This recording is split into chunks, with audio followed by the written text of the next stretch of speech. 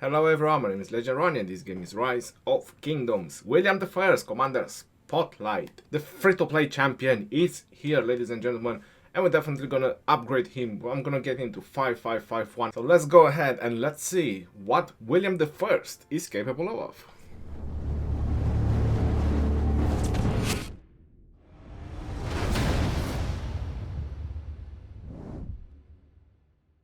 Hello everyone and welcome back to another Rise of Kingdom video. This is Williams I Commander Spotlight. If you didn't know, I have a full playlist about Commander Spotlight where I talk about each and every single commander in Rise of Kingdoms. I go in depth and in details about pairings and where it can actually be good. In this video, I'm gonna get William I to 5551. Before we go further into William's Commander Spotlight, you wanna know approximately the stars that you need to 6-star a commander, and you wanna know the sculptures, which is 690 sculptures, so it's pretty expensive to max legendaries. Also, another note on most legendaries is you want to keep them at 1 star until you max out their primary skill, and also you want to keep in mind that equipment only applies from the primary commander. So for example, if you're looking at Constantine, he's a primary commander. Julius Caesar, he's a secondary in command because he doesn't have any equipment. Frederick is a secondary in command. Then we go further down, you see Richard, and so on. William I,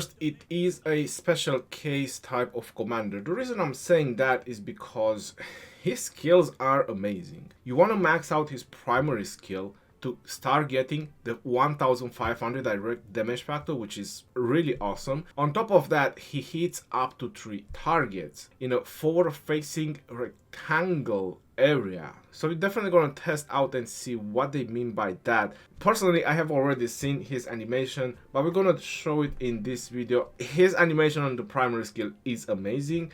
If you like Attila's animation, then you're definitely gonna like William's animation as well. So you wanna max out his primary skill first, then you wanna get him to 2nd star and you wanna max out his 2nd skill. You wanna benefit from that Cav March, and you wanna benefit from the damage bonus when you're outside Alliance territory, which is 10% all troops damage.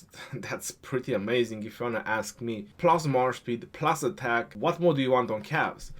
So as 5-5, William is actually good to go. You can already start investing in him. If you want to unlock his other start, you can go 5-5-1-1. But my advice, my best advice that I can give you about William is that you want to max his third as well. If you're looking at the numbers, this is the reason I say that 5-5-1-1, he is good to go. Because when you look at the numbers on his third skill, just keeping that at 1, you get 10% cav attack, you get 600 direct damage factor, and you get bonus 40 on surrounding, depending on the numbers of surrounding, up to 5. So he's already optimal by just having that skill at 1. The reason I'm advising that you should get this at 5 is because you spend 190 sculpture. So if you do the first skill, it's 50 sculptures. If you do the second skill to 5, after the first one is 140, and if you want to do the third skill to 5, it's 190. So this is why I'm saying that it's 190. The overall,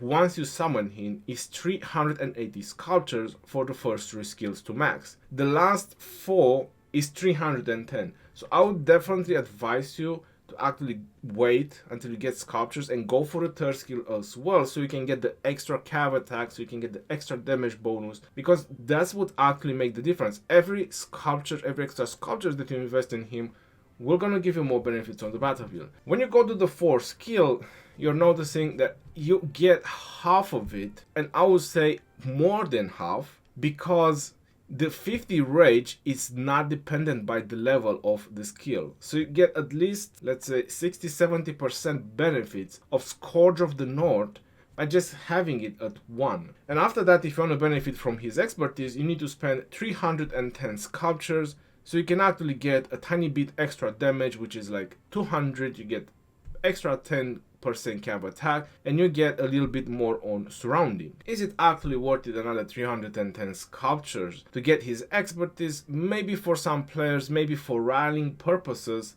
If we find out that he's gonna be good at that, it will definitely worth it. But for field battles, I would honestly say that 5-5-5-1 is kind of the best you can get, I would say that William is going to be 80-90% optimal. Same as Saladin. You all remember Saladin 5551. Everyone has him 5551 because that's the most optimal way you can go with Saladin, and he's field battle ready. He's really amazing. This is the same thing you can do with William. On the 4th skill, the 50 rage, where you need to hit at least 2 targets. You get the 50 rage for 3 seconds, and you also get 10% defense bonus. This can also work in the same time with Joan of Arc. So the more Williams you're gonna have on the battlefield, the more beneficial it's gonna be for your team, the more beneficial it's gonna be for the murder ball. In a murder ball, you're definitely gonna hit at least 2-3 targets, that's for sure. There's so many people, there's so many marches there. Now my advice about William is for him to actually be a second in command. I personally don't see him as a first because he has the attack tree. He is heavy focused on doing skill damage and has a lot of attack that can empower skill damage. So you definitely want to put him as a second in command to one of the skill damaging commanders. Unfortunately, there aren't many options for Cavs, as there is Minamoto, there is Genghis, and there is Chandragupta as well. My belief is that he might be a very good pair for Saladin with all the attack stacked on William, so you can actually protect him while he's doing all those nice damages and keep the buff up on your allies, which 10 defense, but it's still 10 defense and 50 rage for everyone. So that would be my advice for William. I personally want to see him with Genghis. I believe that the synergy might just be too amazing considering the amount of attack he has packed, which will definitely help Genghis a lot. Not to mention nuking power as well. It will be very, very interesting. On top of that, march speed, which we already know that Genghis has the same amount of march speed, so you already have 30% with him and Genghis. And let's just go into it, let's just get his skills up, talk about his talents, do his talents, and see if I can get into 60 and so on. All the good stuff. William the First, there you go, I already summoned him. The free-to-play champion, I really like him. Plus 10, confirm and upgrade. Plus 15, confirm and upgrade. Plus 15, confirm and upgrade. Alright, so I got his first skill maxed out. This is the reason I'm saying that later on he's going to be max skill. I just don't have enough sculptures right now, but I'll definitely have in the future. It's not going to take me long, probably a week or 2 more. I got to get him to level 10, so let's do this real fast. A bit of a spam over here, and now we have to upgrade his stars. I don't think it will jump. I just want to make sure. Let's do 4 stars. And there we go, we got to his 2nd star. I want to go skill by skill like I was mentioning. That's the most beneficial way you can go with William. Alright, so let's go 30, confirm and upgrade. 30, confirm and upgrade. 40, confirm and upgrade. 40, confirm and upgrade. Man, do I love upgrading commanders. Hell yeah. The free-to-play champion, Charge of Hastings. Time to pump some more experience in our William, because he's thirsty. He's thirsty for experience. He's thirsty for blood. Alright, 3 star. Woo-hoo-hoo-hoo-hoo. Let's keep on going, baby. You know what time it is. It's time to upgrade commanders. And confirm and upgrade. Confirm and upgrade. WTF to that. He's 555 already. Cav attack, damage bonus, damage factor on surrounding. Bring me all the nuke. Now I'm gonna see if I can actually get him to 6 star. That's actually my plan. I definitely have the star, as you noticed, but what's more important is if I have the experience. Level up, level up, level up, level up. More level up. Oops, we're running low on experience. Yikes, will I have enough experience to get our William? And there we go, 4 star. So he's already 5551. It's actually my plan. If I'm going to upgrade his skills, I need 310. So I'm literally 39 sculptures short to actually max his skills. That's going to be approximately 13 days, give or take, depending on whatever events is going to show up. If I have enough experience to get into 6 star, let's see. I'm not sure if he's kind of the commander that you want to bring to 6 star. My advice is that you want to use him as a second in command, not as primary. I don't see so beneficial the attack tree on Cavs, unless it's Attila Takeda, which they don't do skill damage, they do a lot of normal attack damage. But for skill damage in Commander, you need the skill talent tree or maybe the support, because I also set the variety where he can be used as second to Saladin. Also, a Pelagius can be a very good option that you can go with William. I definitely recommend Pelagius as well. But I just want to get him to 6 stars so he can properly do his talent tree. Alright, this might just take a while. Let me just use some of this.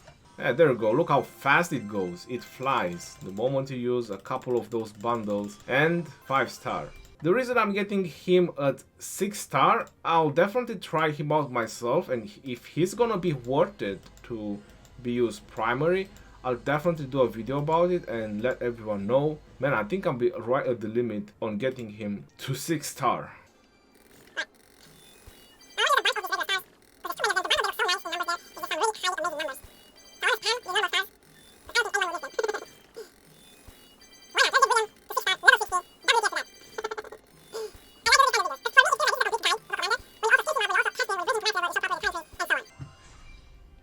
And there you go, his 6 star test.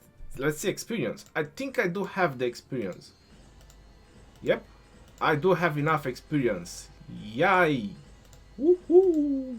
Level 60, William the First, 5551, and only 39 sculptors away to actually get him max skill. Ooh, I can't wait for that, to be honest. What's next to do? Let's go into his talent tree and let's see if we're gonna use William as first, what talent tree we're gonna make for him. Unfortunately, he has versatility, and to tell you the truth, for field battle, versatility feels so useless. It's unreal. It's just, there's nothing good that you can get from it, unless you just want to gather resources on the battlefield. I just don't know. Increase the garrison, attack, defense, and health. What the hell? You're not gonna put him as a garrison commander. Turn of Fate, I already read that long time ago. It's really a turn of fate. Then you have reduced damage taken from garrison. So versatility is so useless. It's just, it needs a rework. It really needs a rework to actually give us more option that we can go with. Now, because he's such a damaging commander, William, I would definitely recommend that you get a Fortress. A Fortress is really good. The second thing I would advise you to, it might sound really crazy, you take increase all damage, but you also deal double all damage. I would definitely go with Fight to the Death. It's a really nice talent, to tell you the truth. I like it. Whenever I do attack trees, I go for it. And then you have Armored Joints, which reduces all damage taken, so it pretty much mitigates a little bit from Fight to the Death. That's really good. And now we have 46 talent points that we can go on the Cavalry tree because he's a Cavalry commander. You want to go with Emblazoned Shield because who doesn't like to take reduced skill damage? Am I right? You don't have that in attack tree. And that's something that skill tree has, reducing even more skill damage. So this is something that you want to keep in mind. Then you need something to boost your rage, because he just doesn't have a rage engine if you want to put him as first and you still have 17 talents. I think we have enough to go with Disarm. And we have 5 left. How about that? Now the options is you can go with the Rallying Cry and you get like increase all damage dealt during the first 10 seconds of the battle. I personally don't believe that you'll have time to do a skill damage in 10 seconds. It usually takes time to charge up the first skill on any commander. It's kind of the hardest one. After that, you can fire skills probably faster than 10 seconds, but it's the first one, it's always a little bit harder for some reason. So you can go with the Rallying Cry for extra damage, or you can go 1 point in health and you can go just 4 points in Rallying Cry. Because he has attack tree and not many defensive options, I would rather try to take a little bit more stats if he's gonna be a primary commander and go with that 1 point in health and that 4 points in Rallying Cry. Because in a Murder Ball, you're always in combat. It doesn't matter you're switching targets, you're always in combat. This will be very situational when Rallying Cry will actually help you. So I'd rather just put 4 points. The reason I'm putting 4 points because there's nothing else better I can get. Increasing counterattack damage. Cavs don't do so much counterattack damage. The reason Attila and Takeda they do so much is because they have a lot of all damage increases capabilities. You can check Attila's 4 skill what I'm talking about. So unyielding, I just don't see it very beneficial for Cavs. Going for martial mastery, increase normal attack damage but decrease active skill damage. Do you really want that? I mean, you're trying to empower his skill damage because he's a skill damaging commander. So this is kind of the option that I would go with William, and as crazy as it sounds, it's kind of the only option because there's not much other benefits you can get from the attack tree to go any other way around. Now, as part of as the pairing, like I was mentioning, he's made to be as a second in command. If he's gonna be useful as primary, I'm definitely gonna do videos and I'm definitely gonna talk about it. But as a second in command, my recommendation would be to Saladin, Genghis Khan as a second in command, second to Pelagius, and even second to Baybars. So if you do have a level 60 Baybars and you want to give it another shot to Baybars, you can go Baybars and Williams. But you do have to keep in mind that both commanders don't have any kind of defensive capabilities. It's just this 10 defense if you're hitting 2 targets, which is next to nothing. The extra march speed might help you retreat if you're getting targeted, but I wouldn't put so much hopes in that. If you go with Pelagius, again, you do have a little bit of defensive capabilities and you do have some healing as well. With Pelagius, this is why Pelagius is so amazing, and that way you can empower William because you'll have the skill talent tree. That's why I was mentioning Pelagius or Baybars. You'll have the skill talent tree and you will just empower William's primary skill.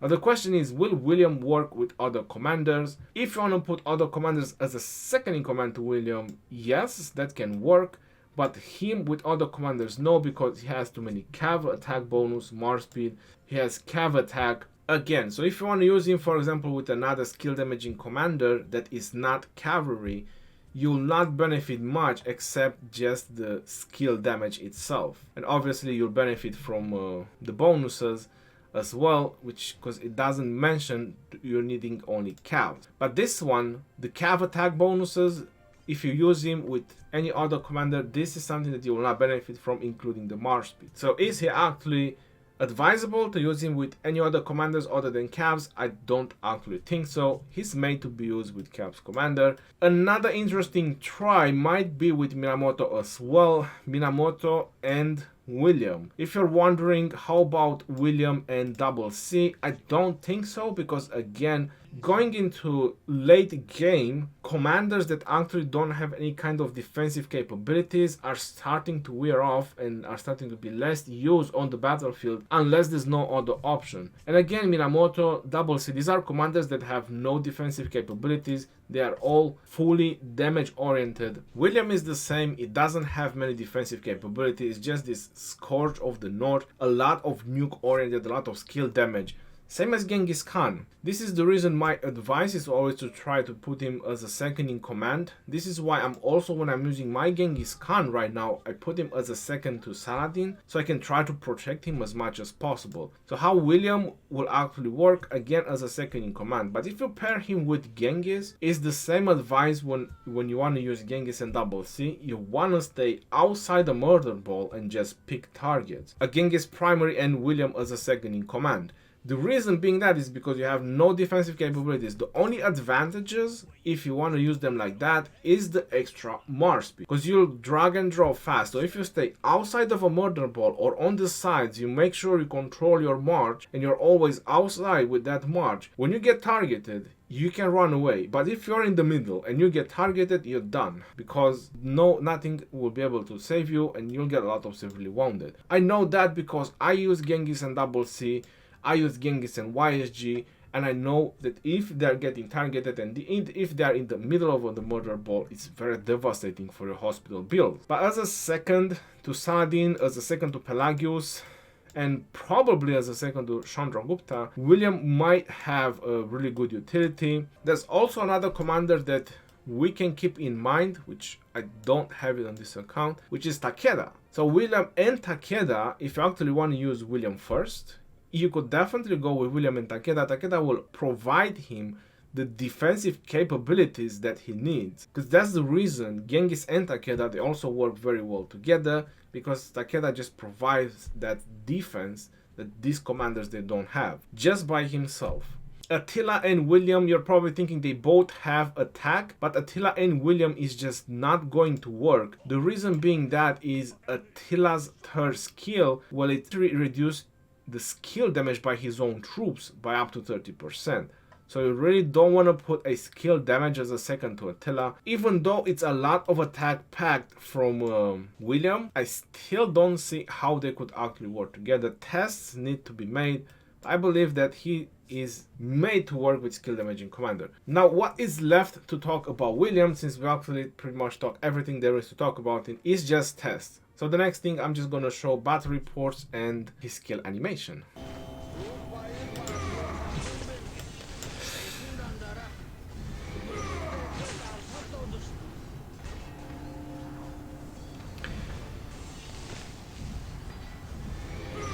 So going to the report, it seems to actually just done a little bit better. The results were very inconclusive. People I could have tested with, they had max power accounts, max tech, max everything. And the best thing I can say is that this account has lower stats. But what I can tell is that he was actually doing amazing. From my part, from what I noticed regarding the stats difference, definitely worth it. I definitely recommend it. I'll definitely max him out on my main as well. A lot of potential for William, so highly recommended to work on him. That's pretty much all I have to say. Until next time, this is your boy Ronnie signing off. Peace out, yo, and take care. Stay safe out there.